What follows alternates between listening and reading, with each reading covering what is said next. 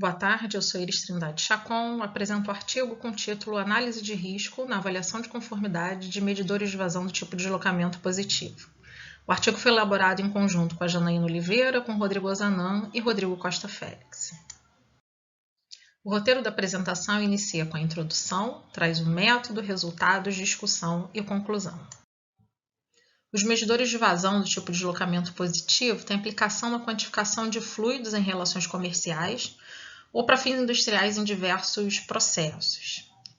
Um exemplo de aplicação é a utilização desse medidor como padrão de referência para definição de volume dos compartimentos em caminhões-tanque.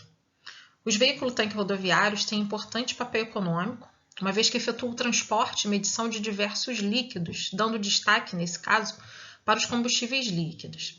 Esses veículos-tanque eles são regulados pela metrologia legal no Brasil pela Portaria em Metro número 208 de 2016. Diante da aplicação surge a pergunta sobre como analisar a adequação dos medidores de vazão. Essa avaliação normalmente se concentra na simples análise de certificados de calibração ou, no caso da área regulada, no resultado da avaliação de modelo ou no resultado de verificações. Há requisitos regulamentares, contidos na Portaria em Metro número 291 de 2021, que foi elaborada tendo como base a Recomendação 117 da Organização Internacional de Metrologia Legal. Assim, esse artigo apresenta um estudo de caso que incorpora procedimentos de análise de risco na avaliação da conformidade, no caso da avaliação de modelo, de medidores de vazão, na perspectiva da Portaria 291. E para isso, incorpora o uso da incerteza de medição no processo de tomada de decisão. A base teórica utilizada foi o documento número 106 do Joint Committee for Guides in Metrology, JCGM, que tem como título a avaliação dos dados de medição, o papel da incerteza de medição na avaliação da conformidade. Antes de prosseguir, cabe mostrar brevemente o medidor de deslocamento positivo, que pode ser de vários tipos, incluindo pistão rotativo, engrenagens ovais, paletas deslizantes, entre outros. Basicamente, o fluido escoa da entrada para a saída do medidor sendo deslocado em compartimentos com volumes conhecidos. As atividades de metrologia legal, por definição, incluem a avaliação da conformidade de produtos e atividades regulamentados. Isso pode ser substanciado pelo próprio vocabulário internacional de termos de metrologia legal.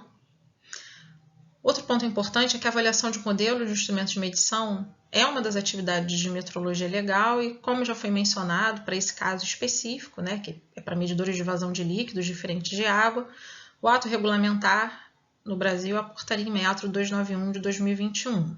Essa portaria, entre outros aspectos, contém as regras para a aprovação de um medidor de vazão. Porém, nas atividades de metrologia legal, o processo de tomada de decisão com base no conceito de risco ainda não é uma prática. De acordo com o JCGM 106, para maior garantia da confiança em uma avaliação da conformidade, deve-se realizar uma análise preliminar dos riscos envolvidos. Argumentos que fundamentam o estudo devem ser observados e a seguinte questão deve ser respondida. O que é necessário para fornecer credibilidade adequada ao resultado da medição? O documento segue apresentando dois tipos de risco adaptados para esse caso. O primeiro é o risco específico do consumidor, que é a probabilidade de um medidor reprovado ser considerado aprovado, e o risco do produtor ou do fabricante, que é a probabilidade de um medidor conforme, de um medidor aprovado, ser considerado reprovado. Em ambos os casos existem riscos de perdas associadas às duas partes, perdas para o produtor, no caso de retrabalho desnecessário, custos de compliance, redimensionamento de projetos, entre outros, e no caso do consumidor, devido a contratempos causados por medições fora das especificações. Ainda nesse contexto, a OML trouxe um conceito bastante interessante, que é o de risco compartilhado, a partir da publicação do Guia 19, que é um documento que traz o papel da incerteza de medição no processo de decisão de avaliação da conformidade em metrologia legal, e o conceito é o conceito de risco compartilhado, que visa a justa medição e a imparcialidade.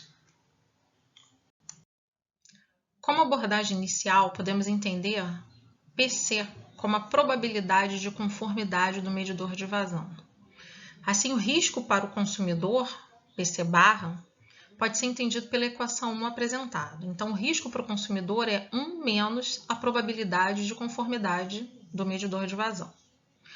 Um outro conceito trazido pelo JCGM 106 parte da estatística T de student normalizada, Z, dos limites de tolerância especificados, aqui representados por T, e da incerteza de medição, nesse caso, a incerteza padrão combinada, o C, determinando um menor valor de erro de medição, VM, para garantir que pelo menos uma medição com instrumento em 100, nesse caso PC barra igual a 0,01, ou uma medição em 1000, nesse caso PC barra igual a 0,001, por exemplo, seriam feitas fora das especificações, conforme a equação 2.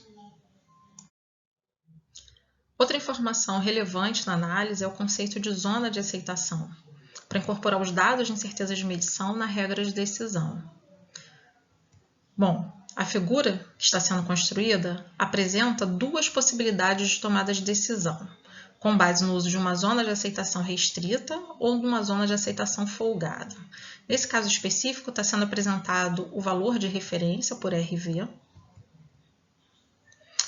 os limites de tolerância superior e inferior, TU e TL, aos quais será aplicado o dado disponível de incerteza de medição. Com isso, são formadas essas zonas de aceitação, são definidos novos limites de aceitação, constituindo a zona de aceitação restrita, pela área menor, em azul, e a zona de aceitação folgada pela área maior, em rosa. O resultado de medição, a regra de decisão e o requisito especificado devem ser conhecidos para efetuar a análise de risco. O requisito especificado permite a definição da faixa ou dos limites de tolerância.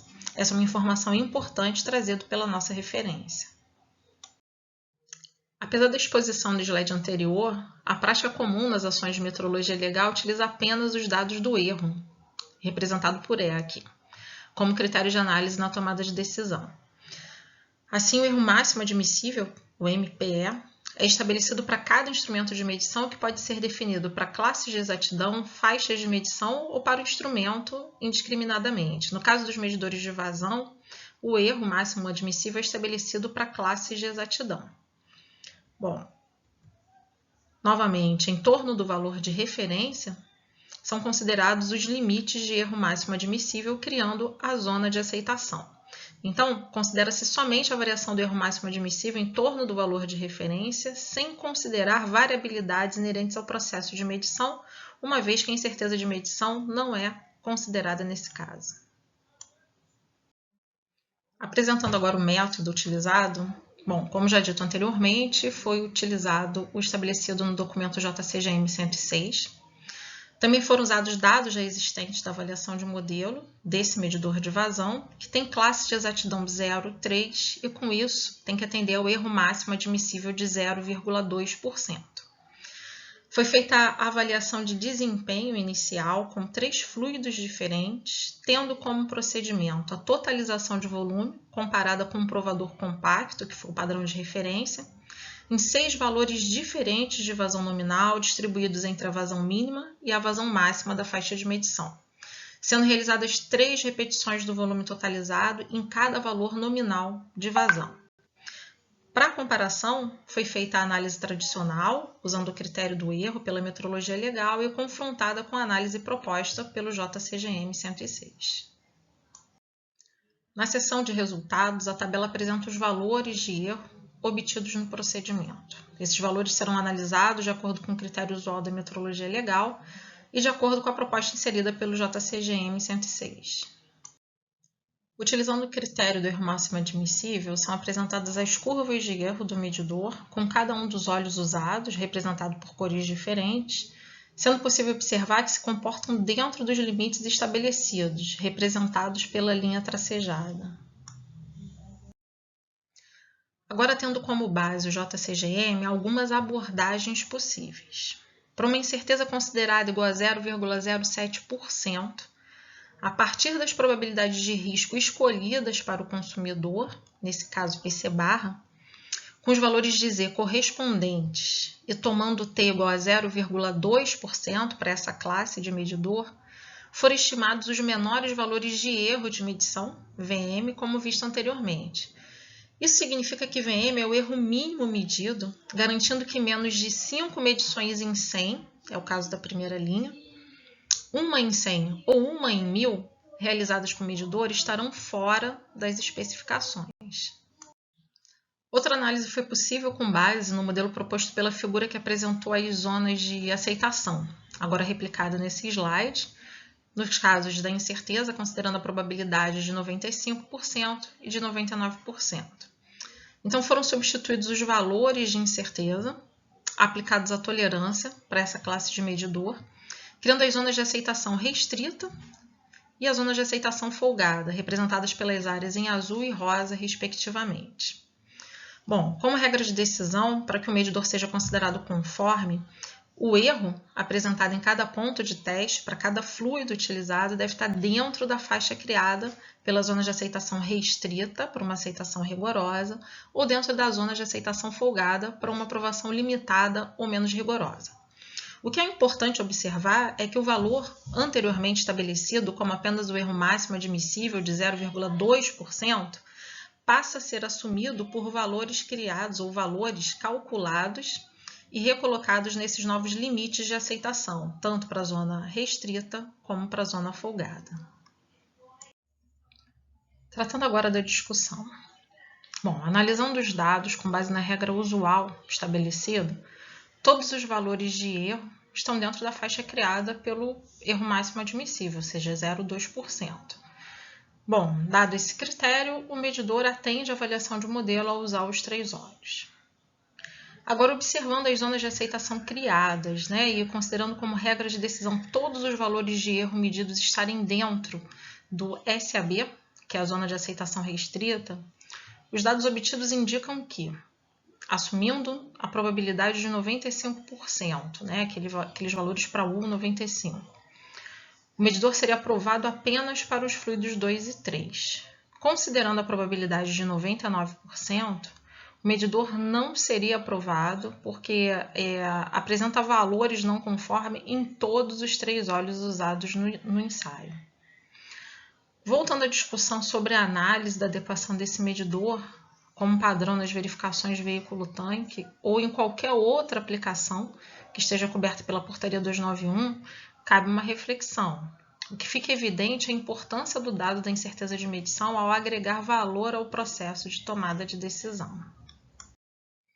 Bom, de acordo com o JCGM, uma medição realizada como parte da avaliação de conformidade é projetada para obter informações suficientes para permitir que uma decisão seja tomada com nível de risco aceitável. De posse dessa afirmação, é possível compreender a importância do uso da incerteza de medição na definição de uma regra de decisão nas atividades de metrologia legal. Essa importância está relacionada ao conhecimento fornecido pela medição. Como informação suficiente, entende-se o resultado da medição sendo a indicação e a sua incerteza. Conforme já mencionado, a falta desse dado contribui para aumentar o risco para o produtor, para o consumidor ou para ambos, no conceito de risco compartilhado. Embora a aplicação de instrumentos de medição regulamentados seja conhecida, é difícil avaliar as consequências de decisões incorretas, ou seja, os riscos inerentes a essas decisões. Assim, é proposto que a modelagem matemática para estimar a incerteza de medição considere alguns componentes associados a esse risco. Esse artigo não aborda esse assunto especificamente, mas a oportunidade para trabalhos futuros ela fica registrada.